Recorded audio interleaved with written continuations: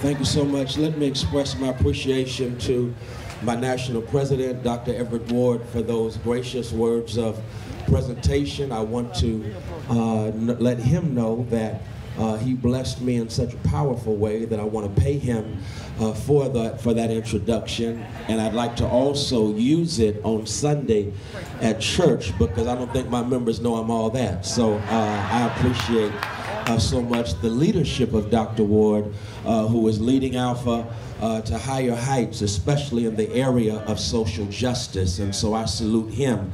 As well as all of the leadership of the Divine Nine. This is a heavenly moment for me to see all of us gathered together under the umbrella of fighting for justice for our people. And so I thank you and salute you, all of the leaders of the Divine Nine, for all that you are doing and for what will take place as a result of this moment that I believe is pregnant with prophetic possibilities.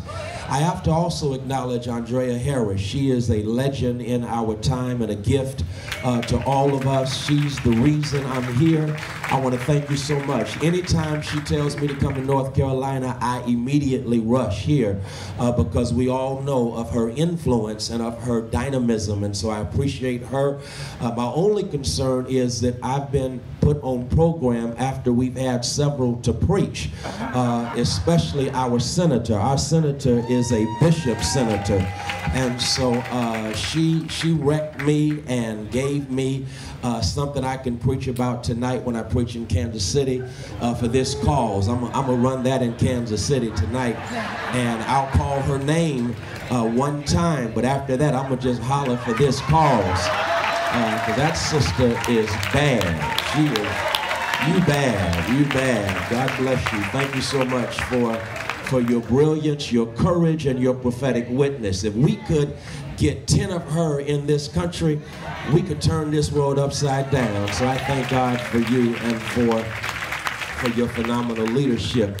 I went to school at Bishop College, now defunct but never dead, Paul Lowe, Reverend Dr. Paul Lowe, who's also representing here in the North Carolina legislature. Good to see you, my brother. God bless you. We went to school together, so it's good to see you. Now, one of the things that happened when I sat down next to our NAACP board chair, Leon Russell, he was kind enough to show me the program, and while checking out the program, I saw that I have a topic that I've been assigned that I didn't know anything about. And so the good news is I pledged, and because I was pledged right, we know that when you pledge right, you learn to improvise, and so I'm going to do all I can to improvise in this moment. I'll do what I can to address the topic of economic empowerment and our vote. Last week in Congress, Congressman Mike Kelly had the unmitigated gall and the arrogant audacity from his perch of privilege to speak of the fact, to speak disparagingly about discrimination taking place in this country. Congressman Mike Kelly, who has benefited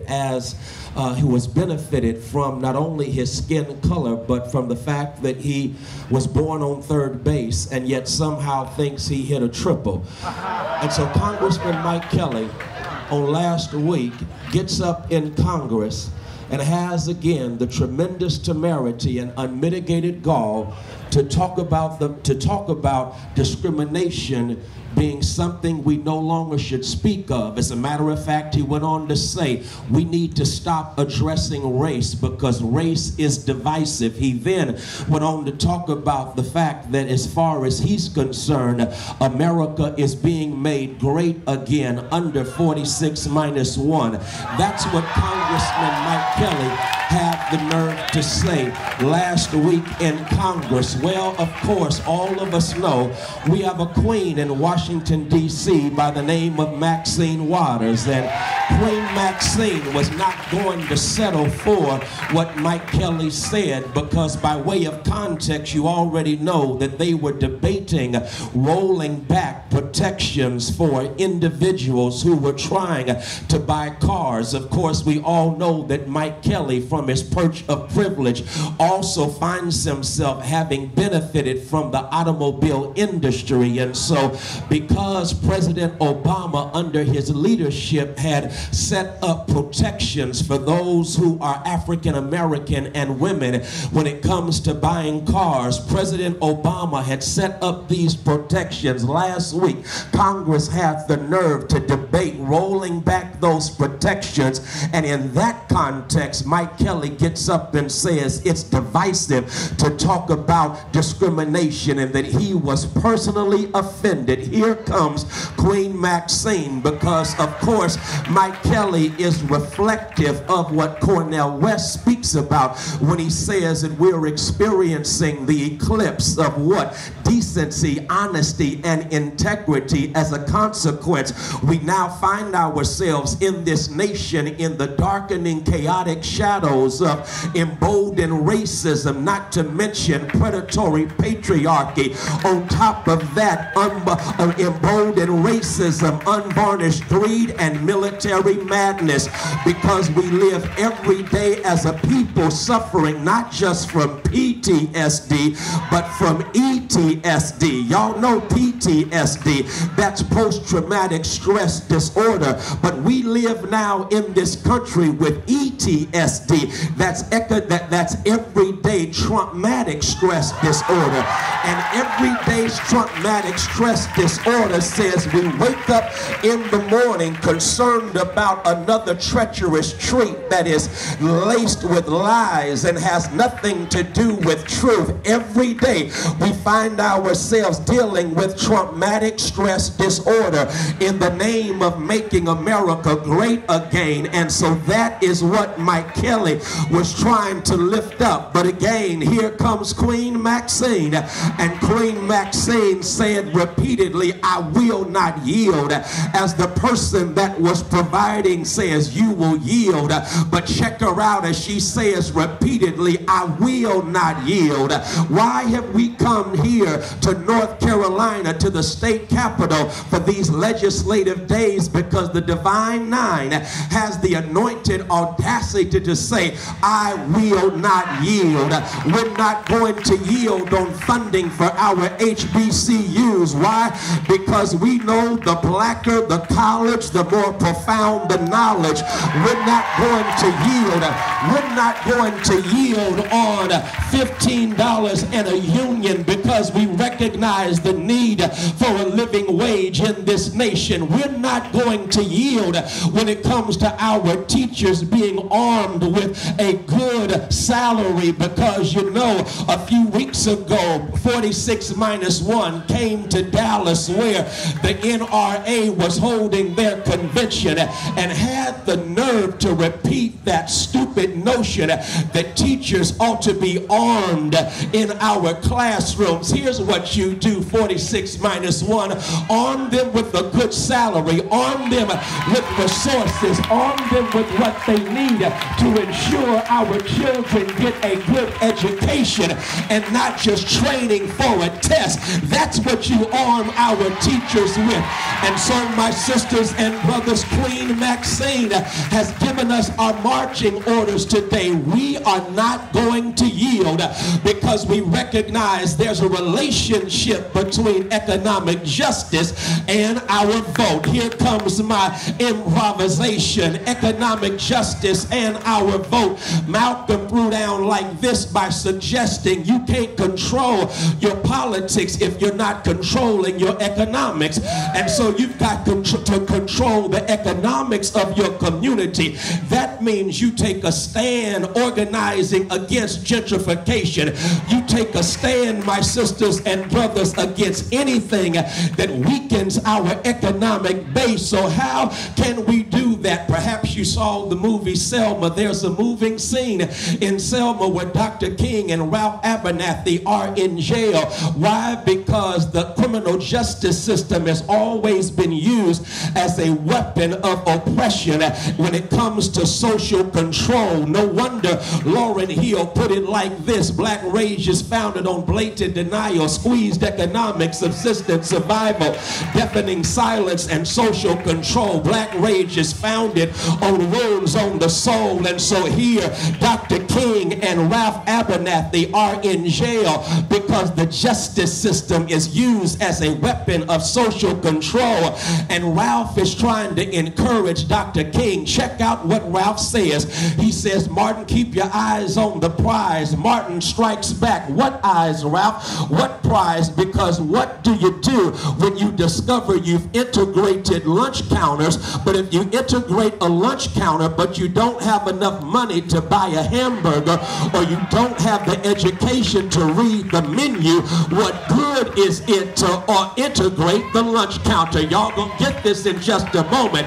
There is a metaphor that he is using. The metaphor has to do with economics and education, because if we're going to be economically empowered, it's rooted in our education system. No wonder we need our 10 HBCUs right here in North Carolina to be stronger than ever.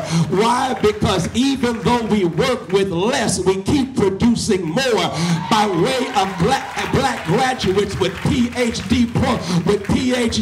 We have less, and yet we keep doing more because we recognize the power of education. But Dr. King also said we've got to have the resources to buy a hamburger on the menu. I want to say not just a hamburger, we need to buy the restaurant, because once we own the restaurant, that's where our economic power is. But all of that cannot take place when we have a Mike Kelly mentality that wants to act like racism and discrimination no longer exists. All of us know it happens still in the form of microaggressions, not to mention residential segregation, structured and institutional racism, not to mention bias that is subtle. We deal with race every day of our lives, and so with that being the case, our own response to that is to recognize the power of the vote and to make sure that we economically are building our communities. So what must we do today? I'll give you three and I'm done. Number one, we must reimagine what our communities ought to look like. I like that right there, because we're simply saying we have the imagination to believe that what is ain't gonna always be, because if you can imagine what should be, it will give you the power and agenda to handle what is. And once you know what should be, you can overcome what is with the power of your imagination. I'm not coming through like I need to. Let me make this real plain. I guess I'm saying we have to have the power of vision, the power to dream. Hold fast to dreams, for if dreams die, life is a broken winged bird that cannot fly. Hold fast to dreams, for if dreams go, life is a barren field frozen with snow, says Langston Hughes. Benjamin Mays quoted Harriet Du Ultramont when she said, no vision and you perish, no ideal you are lost. Your heart must ever cherish some hope at any cost, some hope, some dream to cling to, some service that is high, some melody to sing to, some rainbow in the sky. You've got to have the power of vision, the power to imagine what should be and could be. In spite of what is right now, I'm still not coming through. I'll help you with this right quick. Here's what blessed me. The other day I flew from Dallas-Fort Worth to Atlanta for a meeting, and I'm in Terminal A there in Dallas-Fort Worth, and Paul, I'm tripping because a sign in front of what used to be the Admirals Club has these words: we are reimagining in 2018 what this club can look like. And I looked further and discovered they're trying to build a club such as never has been seen before, because they are reimagining. And that's what we've got to have the power to do, and that is to reimagine what our communities can look like when they are economically independent. We've got to reimagine what things should be, because once we know what they should be, we'll govern ourselves accordingly. Here, I'll give it to you like this. I was preaching in Detroit several days ago. It was a cold, chilly day in Detroit, and after I got done 9, I couldn't wait to get back to the warmth of Dallas. Check out what happened. I board the flight, and sitting next to me is a cat who has the nerve to have on shorts, short shorts, and not to mention that, but a short sleeve shirt. I looked at him because it's 20 degrees outside, and so I figured surely he must have changed planes. I said, did you change planes? He said, no, I'm from Detroit. I said, dressed like this? He said, yes, I'm from Detroit. Did you come in that weather to the airport? Yes, I did. Well, how did you do that, and why would you do that? And his response messed me up. He said, oh, you're judging me because I'm dressed not for where I am, but for where I'm going. You don't understand where I'm going. I'm on my way to Hawaii, and so I'm not dressed for Detroit. I'm dressed for where I'm going. When we reimagine what our community should look like, we'll start to dress for where we're going. The metaphor simply means when we dress for where we're going, we stop buying stuff we don't need with money we ain't got to impress people who ain't thinking about us. When we are dressed for where we're going, we start thinking communally. It's not about me being successful. It's about our community being successful. We've got to reimagine what our communities can look like. But not only that, when we reimagine what our communities look like today, we go on this in this state capitol determined to express our right to stand up for right. I'll make it real plain, because you can't have economic development if you don't have economic justice. I'll do that one more time. You can't have true economic development if you don't have economic justice. We recognize that economic injustice can preclude the development of our communities, and that's why as the Divine Nine we can never substitute charity for justice.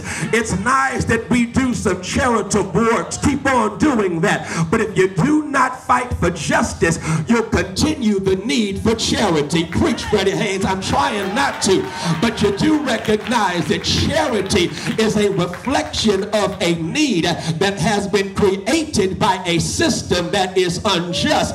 As long as you have a need, it's a reflection of injustice. But once you have true justice, then you have no longer the need for as much charity. I'm not coming through. I'll see if I can help y'all. Have y'all heard the story? Watch this, of the church that was situated at the bottom of a hill. And the church, watch this, they discovered that there was a winding, meandering road at the top of the hill. And as a consequence, cars would tumble off of that winding, meandering road down the hill. And the church said, what should we do? And someone said, let's buy an ambulance. That way we can make sure that we rescue the perishing, care for the dying, and get them to a safe place where they can receive help. Well, a new pastor came along and said, well, y'all, instead of buying this ambulance, why don't we go to city council and have them set up guardrails along that winding, meandering road? And do you know they put him out of that church? Why? Because they were more concerned with charity after the accident than they were with justice that would stop the accident from happening in the first place. And what I'm trying to say, as the Divine Nine, I'm glad that we're doing our charitable works, but we've got to make sure that all of God's children have access to health care. That's justice. We've got to make sure that when contracts are passed out in the state government, that procurement opportunities are passed out to everyone that reflects how the state looks. I'm simply trying to say we've got to fight for justice if we're going to have economic empowerment. I've got to go ahead and quit. I've held y'all too long, so I guess I'll give you my last point. It's my hottest point, and that is, if the Divine Nine is to be divine, we got to do works that are divine. I guess I'll give it to you like this. The real real work of God's church is not inside a church facility. The real work of God's church is what you're doing today. No wonder Rabbi Abraham Joshua Heschel said our prayers have to have some feet. And so today, take your prayers to the seat of power and let them know that we ain't yielded. In the name of Queen Maxine, in the name of economic justice, we are standing against anything that precludes our economic possibilities. We're going to take a stand for what's just and what's right, because when you are doing divine work, you recognize you're the light of the world, and light works best in darkness. You're the salt of the earth, and salt always has impact upon contact. And once you do that, you recognize that God has called us for such a time as this. I'm so glad He's called us for this time, because I know it looks dark and I know it's difficult, but God's hand is on you. And as you go today, just know you ain't going by yourself. God's Spirit is with you. God's Spirit will give you strength. I guess I'll wrap it like this, since y'all not feeling me. Here is my girl. My hero is Harriet Tubman, and I don't care what they try to do with this administration. We gonna keep pushing until her face is on that $20 bill. She deserves to be on the face of the $20 bill. But I love me some Harriet, but y'all do know what Harriet did. Harriet was real divine, because Harriet escaped from enslavement, but once she escaped, she was not content just to enjoy her own freedom, but she spent the rest of her life dismantling the system that she had risen above. I'll do it again because y'all missed your shout. Harriet said, it's not enough for me to escape to freedom. I've got to dismantle the system I've been successful in rising above. When you've been blessed to overcome, you got to help the rest to come on over. And that's what Harriet did. And so Harriet does that, and you know what happened. Harriet escapes, and then she made trips back. And now they're arguing over how many trips she made back. I don't care how many trips she made back. She went back. And here's the deal. She never got caught and never lost a passenger. That's hard right there. She never got caught, never lost a passenger, and you didn't shout. Why didn't you shout? Oh, I know why you didn't shout. You forgot. You forgot that Harriet, watch this, never lost a passenger, never got caught, in spite of the fact that she suffered from a disease where she would pass out. Inexplicably, unexpectedly, she would just pass out. You know why? Because when she was a teenager, she got between a runaway and the overseer. The overseer hurled an iron piece in the direction of the runaway. It hit Harriet in the head, and she passed out. The rest of her life, she would pass out unexpectedly, inexplicably. And y'all, it never got cured because there was no Affordable Care Act that dealt with pre-existing conditions. Y'all will catch that later on. And so Harriet never got caught, never lost a passenger, doing divine work. And so I said, Harriet, I've got to speak before the Divine Nine today, and so I want to make sure I come correct. So I called up heaven, and I said, God, can I talk to Harriet for just a moment? And I said, God, just a moment. Let me converse with Harriet Tubman, the Moses of our people. And Harriet gets on the line. I say, yo, Harriet, I'm so honored to talk to you. And Harriet said, I ain't got much time. I got to get back to praising God. So what do you want to say? I said, Harriet, I'm about to speak before the Divine Nine, and they are daring to follow in your footsteps and speak truth to power. What should I tell them was your secret? Because Harriet, you never got caught. You never lost a passenger. And she said, oh, that's real simple. Just let the Divine Nine know that they can do what I did and more. I said, but how did you do it, Harriet? Harriet said, tell them this, and that is, as long as I was conscious, I was working for God. Knowing when I was unconscious, God was working for me. And all I'm trying to say, Divine Nine, you go ahead today and work for God. Work for God till justice rolls down like waters and righteousness like an ever-flowing stream. You work for God as the salt of the earth and the light of the world. You work for God, and if you work for God, God will work for you. And when God works for you, no devil in hell or Trump in the White House can stop what God wants to do for us. Peace.